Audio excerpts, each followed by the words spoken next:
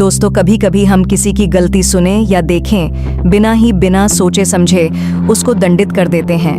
हम ये भी नहीं देखते कि गलती करने वाले की गलती हाँ भी या नहीं, या फिर उसकी गलती सजा के लायक है या नहीं, और हम बिना सोचे समझे उसे अपमानित कर देते हैं, जिसका हमें बाद में पछतावा होता है।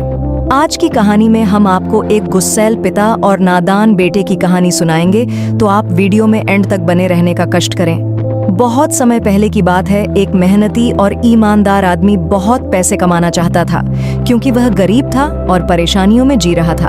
उसका सपना था कि वह मेहनत करके खूब पैसे कमाए और एक दिन अपने पैसे से एक बहुत बड़ी कार खरीदे। जब भी वह सड़क फिरकती कोई कार देखता तो उसे अपनी कार खरीदने का मन करता था।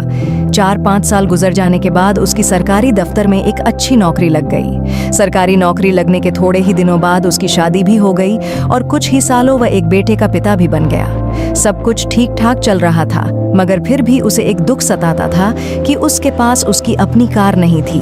धीरे धीरे उसने अपनी हर महीने की सैलरी में से थोड़े थोड़े पैसे जोड़कर एक कार खरीद ली। कार खरीदने का उसका सपना पूरा हो चुका था और इससे वह बहुत खुश था। वह कार की बहुत अच्छी तरह देखभाल करता था और उससे शान से घूमता था। एक दिन गुरुवार को वह कार को रगड़ रगड़ कर धो रहा था और अपनी कार के कांच, सीट कवर सभी को अच्छे तरीके से धो रहा था। यहाँ तक कि गाड़ी के टायरों को भी चमका रहा था। उसका 10 वर्षीय बेटा भी उसके पास ही खेल रहा था। बेटा भी पिता के आगे पीछे घूम कर कार को साफ होते देख रहा था। कार धोते धोते अचानक उस आदमी ने देखा कि उसका बेटा कार के बोनट पर किसी चीज से खुरच कर कुछ लिख रहा है। ये देखते ही उसे अचानक बहुत तेज गुस्सा आया और वह अपने बेटे को पीटने लगा।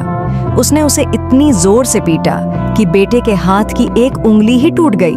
दरअसल वह आदमी अपनी कार को बहुत चाहता था और वह बेटे की इस शरारत को बर्दाश्त नहीं कर सका।